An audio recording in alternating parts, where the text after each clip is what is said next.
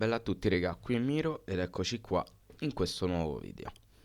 Seguiamo lo stesso fil rouge che abbiamo seguito nello scorso video e notiamo che oltre la notizia di Miretti, che comunque io faccio fatica, continuo a fare fatica a concepire, notiamo che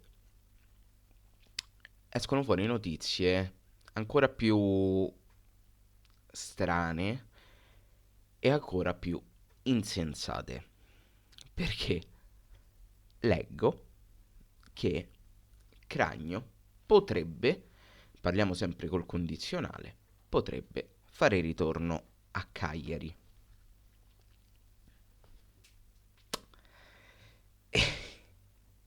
E per me in realtà il video potrebbe già finire qui. Basta questa semplice notizia, cioè il fatto che Cragno potrebbe già fare ritorno a Cagliari. Finisce qui. Però noi vogliamo comunque andare ad indagare, a scavare un po' più in fondo alla notizia. E quindi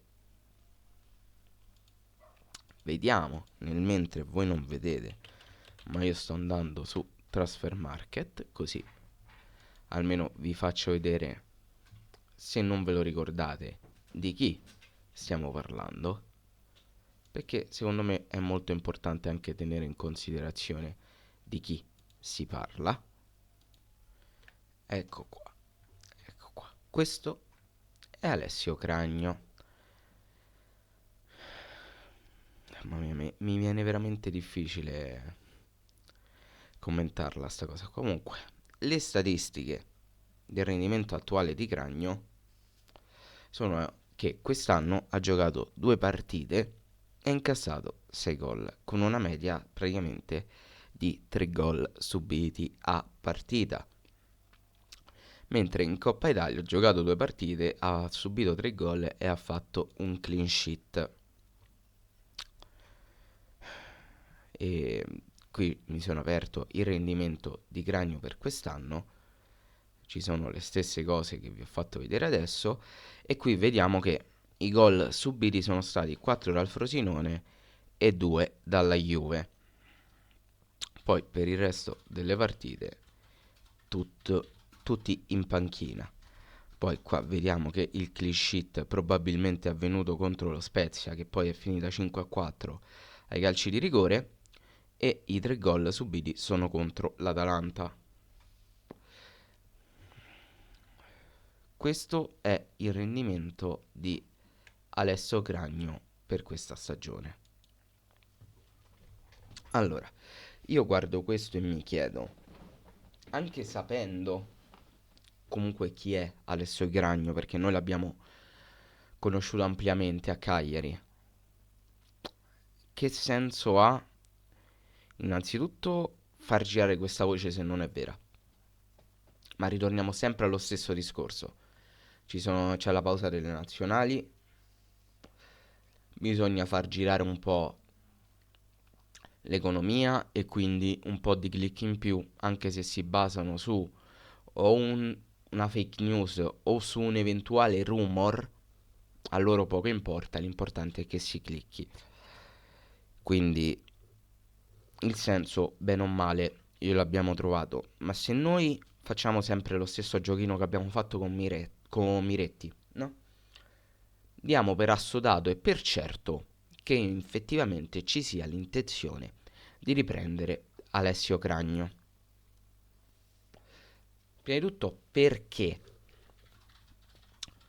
abbiamo commesso lo stesso identico errore l'anno che siamo retrocessi, perché abbiamo deciso senza criterio alcuno di andarci a riprendere Barreca, che non ha, penso, dato una mano enorme per la risalita in Serie A. Non penso che sia passato dal ruolo del terzino sinistro nella nostra promozione in Serie A. Anzi, anzi, è successo dalla fascia opposta. Però Noi abbiamo deciso che visto che l'anno in cui siamo retrocessi e poi siamo risaliti subito in Serie A c'era Barrega, dovevamo riprenderlo, a quanto pare.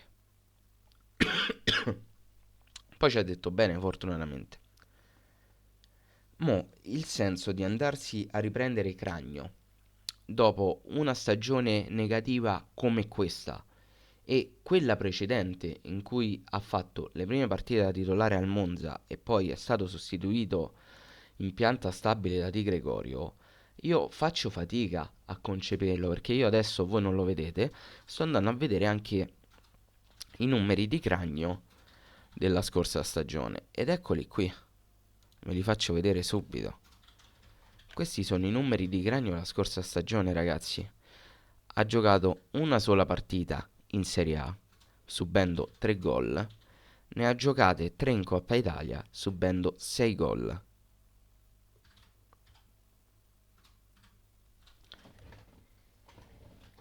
Cioè, ha ottenuto lo stesso rendimento tra Sassuolo e Monza. Oddio, che cazzo sto a fa? Non so che cazzo ho combinato. Con un numero di partite uguale, numero di gol subiti uguale, ma cioè, è veramente imbarazzante. È imbarazzante. Mo' fatemi tornare. Oh, così. Così. Col Monza in totale ha giocato 270, no, 80, 360 minuti. E invece col Sassuolo 370. No, 390.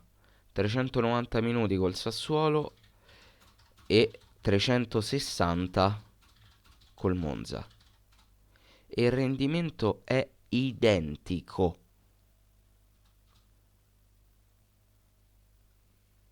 Cioè, lui sono 2 anni che ha come rendimento in campionato 3 gol subiti a partita. Noi abbiamo Scuffè in porta come titolare.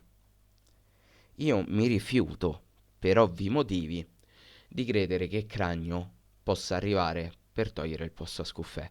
Perché è evidente, no? Non devo essere io a dirvelo. Se dovesse arrivare Cragno, dovrebbe prendere il posto di Radunovic? Chiedo. Perché io penso sempre che quando si cambia, ovviamente lo si deve fare per andarsi a migliorare. Cambiare il secondo portiere molte volte non trova quasi poco senso perché, cioè, trova poco senso perché molte volte il secondo portiere vede talmente poche volte il campo che pure quelle volte che le vede, se fa qualche cappellata, la fa perché è Coppa Italia, la maggior parte delle volte. La Coppa Italia viene altamente snobbata e va bene così. Se io devo cambiare Radunovic per tenermi Cragno, non ne capisco il senso, perché mi posso tenere benissimo Radunovic, perché devo andare a spendere soldi, perché poi dovrei chiedere al Monza Cragno, quindi in qualche modo lì spenderei, se fosse per un'offerta o se fosse per l'ingaggio, comunque lì andrei a spendere, tenendo conto anche che Cragno ha da poco cambiato anche la gente e giustamente la gente, anche lui, facendo il suo lavoro, dovrà ottenere un ritorno economico. Quindi perché? È sempre questa la domanda. Tutto questo non ha il minimo senso e badate bene, avrei fatto lo stesso identico discorso a parti inverse se ci fosse stato Cragno come nostro secondo portiere e il Cagliari voleva andare a prendere Radunovic, avrei fatto lo stesso identico discorso. Perché al momento attuale io voglio un bene dell'anima a Cragno, ma non me lo riesco a immaginare come un portiere titolare. Non in Serie A, perché ha perso lo smalto di una volta. Una volta Cragno, secondo me, era abbastanza forte non il miglior portiere in circolazione, ovviamente, ma abbastanza forte.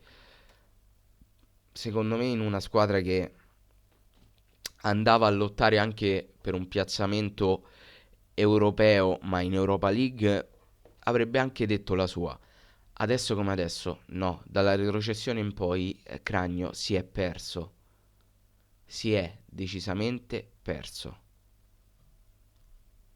Anche perché non è stato mai un portiere che ti creasse quell'ideologia di solidità difensiva. Ecco, era più un portiere che quando parava eh, ti fomentava perché faceva delle belle parate, ma a livello di prestazione di solidità difensiva non ha mai trasmesso sicurezza. Questa è una grande pecca per un portiere perché è una delle cose che più ti aspetti da loro, perché alla fine loro sono quelli che manovrano tutta la fase difensiva e la difesa. Se tu non hai questa qualità, poi che tu sappia parare o meno, passa in secondo piano, perché tu dovresti portare la tua difesa a non farli nemmeno tirare gli avversari, per come la vedo io, eh.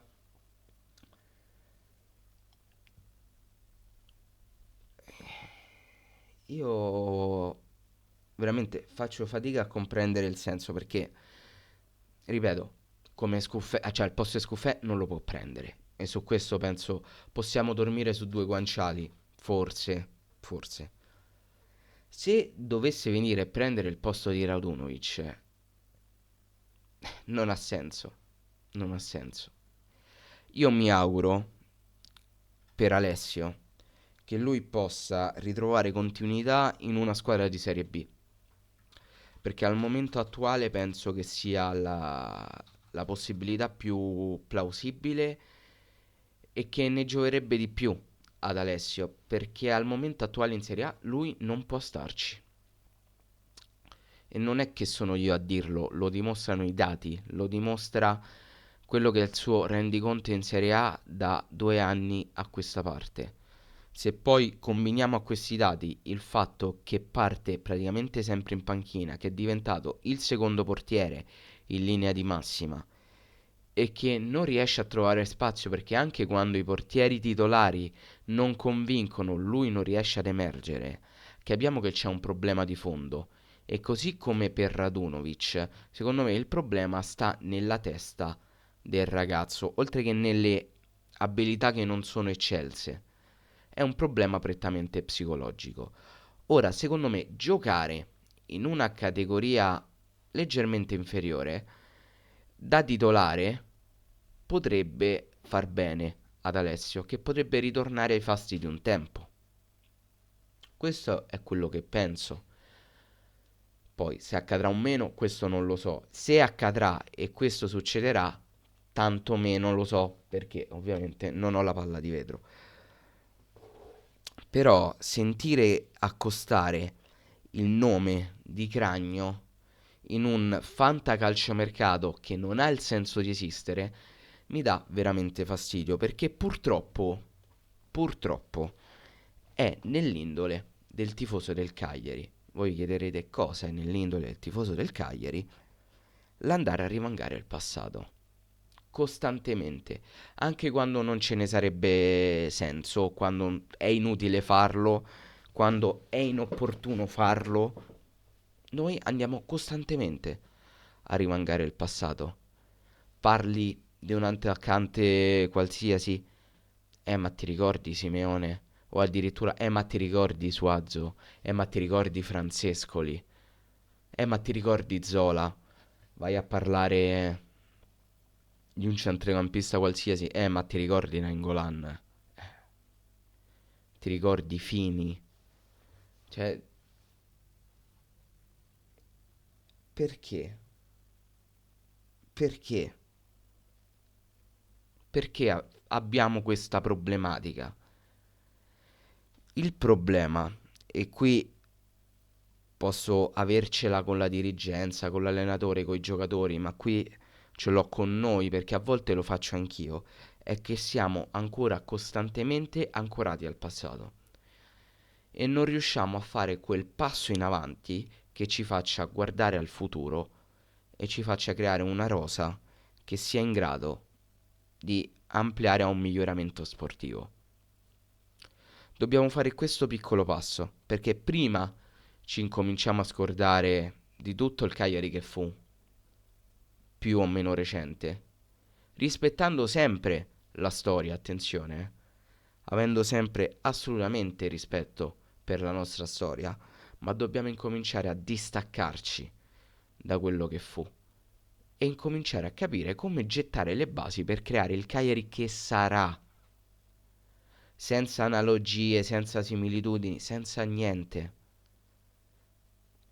senza niente, perché abbiamo bisogno di incominciare a ricreare una nostra identità e dobbiamo farlo senza andare a cercare nel cassone dei ricordi, perché Barrega l'anno scorso l'abbiamo voluto fare, l'abbiamo fatto, basta, fine, punto. Cragno sta bene al Sassuolo, il Sassuolo non lo vorrà riprendere, tornerà al Monza, sta bene lì. Incominciamo a farci una nostra di storia con giocatori nuovi, storie nuove, un calcio nuovo. È questo quello di cui abbiamo bisogno. Non abbiamo bisogno di flashback del passato, perché il passato abbiamo visto come è andato a finire e penso che le risposte che servivano ce le ha date. Quindi basta così. E niente ragazzi, il video finisce qui. Fatemi sapere qua sotto nei commenti cosa ne pensate. E detto questo noi ci becchiamo in un prossimo video. Bella.